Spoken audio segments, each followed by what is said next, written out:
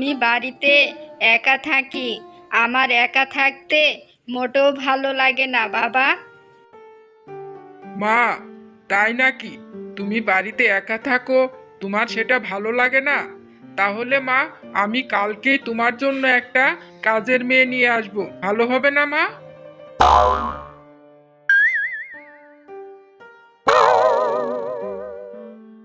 আরে ধুর বোকা, আমি চাই আমার বাড়িতে একটা বউ আসুক। আমি তোকে বিয়ে করাতে চাই বাবা।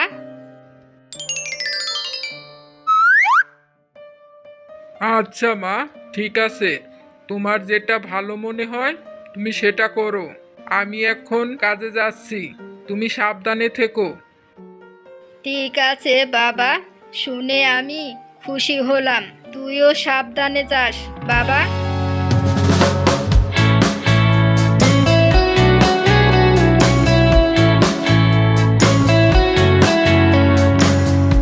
এই ঝুমা, ঝুমা, তুই পানি আনার জন্য বিলে যাচ্ছিস? একটু দাঁড়া, আমিও যাব তোর সাথে। হ্যাঁ, আমি পানি আনার জন্য বিলে যাচ্ছি, তুই যাবি? আয় তাহলে একসাথেই যাই।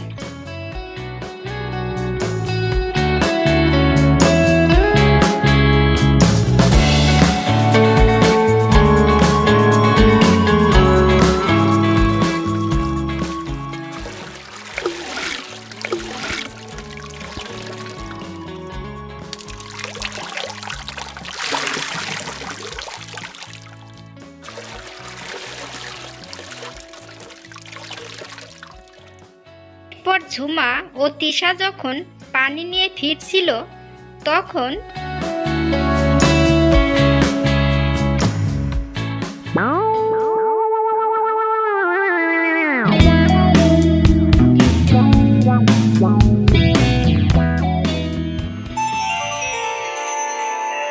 আরে, ওই মেয়েটা দেখতে তো খুবই সুন্দর। মা তো আমার জন্য মেয়ে খুঁজতেছে, তাহলে মাকে গিয়ে বলতে হবে। এরপর রাহুল বাড়ি গিয়ে রাহুলের মার কাছে সেই মেয়েটার কথা বলে এবং রাহুলের মা মেয়েটাকে গিয়ে দেখে। এরপর রাহুলের মারও মেয়েটা পছন্দ হয়ে যায়। এরপর তাদের বিয়ে হয়ে যায়।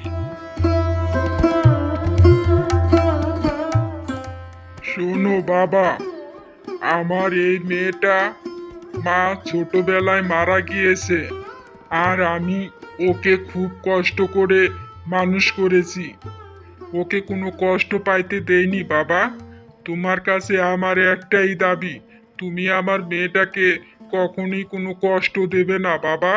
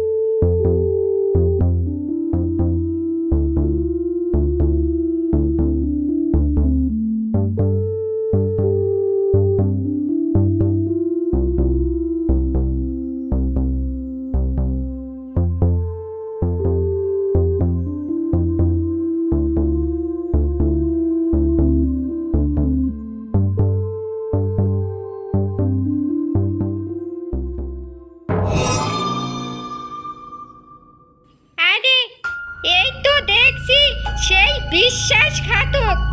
ও আমাকে ভালোবেসে বিয়ে করেছিল, তারপর ও আমাকে কয়েকদিন পর ও আমাকে সহ্য করতে পারেনি। এরপর ও আমাকে মেরে ফেলেছে। আর আমার মেয়েটা এখন অন্য মানুষের কাছে মানুষ হচ্ছে। আজকে তো আমি ওকে ছাড়বো না, ওকে আমি আজকে মেরেই ফেলবো। ও আমাকে গেছে আর এখন সুখের সংসার করবি? তোকে সংসার করাচ্ছি আমি, দাঁড়া তুই।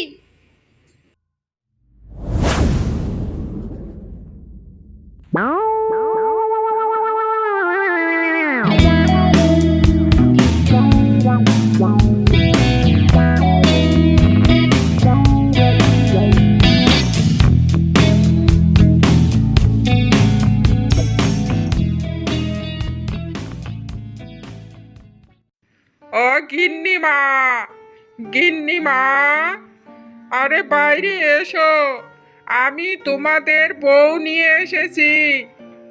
আরে দেখে যাও গিন্নিমা, ও গিন্নিমা।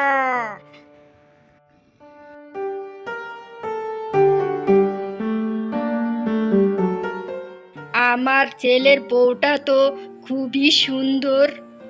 আমি যা দেখে এসেছিলাম তার থেকে 1000 গুণ বেশি সুন্দর। একদম মনে হয় একটা পরীর বাচ্চা। ওকে দেখে চোখ ফেরানো যায় না। কি সুন্দর মায়াবী চেহারা। আমার ছেলের বউটা এত সুন্দর হবে আমি কখনো ভাবিনি। কি সুন্দর, দেখে একবারে চোখ জুড়িয়ে যায়।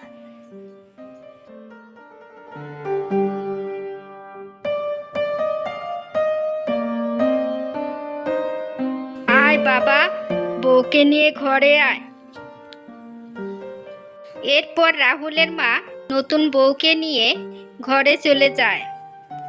এরপর পেতনিটা এসে হাজির হয়। মায়াবী চেহারা, পরীর মতো দেখতে।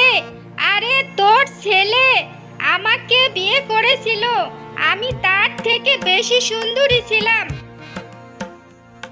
এরপর পেতনিটা নতুন বউয়ের উপর ভর করে, বাবা বাবা বাবা, এখানে সোফার উপর বসে ভারী আরাম খাওয়া হচ্ছে, তাই না? রান্নাটা কে করবে? যান গিয়ে রান্না করে আসুন। আর শুনুন, আমার জন্য আস্তা গরু, খাসি, আস্তা মুরগি আমার জন্য রান্না করে নিয়ে আসবেন। আর শুনুন, যে গরু জবাই করবেন না, সেই গরুর রক্তগুলো কিন্তু আমার জন্য নিয়ে আসবেন।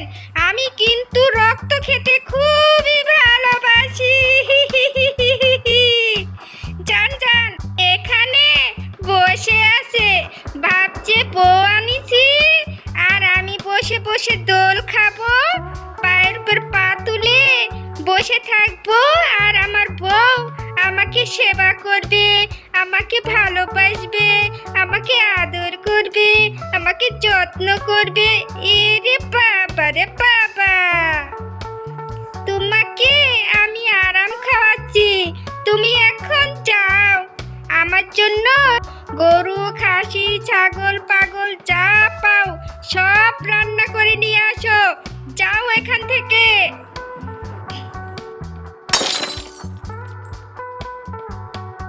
আমার নতুন বউটার কি হলো? এ কি, আমার বউটা এরকম করে কথা বলছে কেন? কি হলো আমার বউটার? আরে এ রাহুল, কোথায় তুই? এখানে আয়, দেখে যা নতুন বউটা যেন কেমন করছে।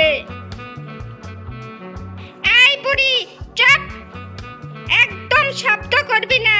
কি করবে তোর রাহুল এসে আমাকে? তোর রাহুল আসুক, তোর রাহুলকে আমি গলা টিপে মেরে ফেলবো। জানিস বুড়ি, তোর রাহুল আমার সাথে কি করেছে? আরে বোমা, কি হয়েছে তোমার? তুমি এরকম করে কথা বলতেছো কেন? আর তোমার চোখ লাল কেন? কি হয়েছে মা, বলো আমাকে।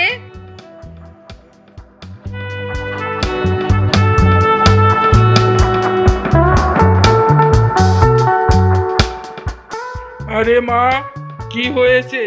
এখানে এত চিল্লাচিল্লি কেন মা? কি হয়েছে তোমাদের? আজকে তোকে আমি মেরেই ফেলবো। তুই আমাকে নদীর ঘাটে ফেলে আমাকে মেরে ফেলেছিস। আর আমার একটা মেয়ে, আর আমার মেয়েটা অন্য মানুষের কাছে কত কষ্ট করে মানুষ হচ্ছে, তুই আমাকে মেরে ফেলেছিস। আজকে আমি তোকে ছাড়বো না, আজকে আমি তোকে মেরেই ফেলবো, কেউ বাঁচাতে পারবে না তোকে। আরে তুমি আমার স্বামীকে ছেড়ে দাও। আরে কি করেছে ও? আরে খুলে বলো আমার কাছে, তুমি ছেড়ে দাও ওকে।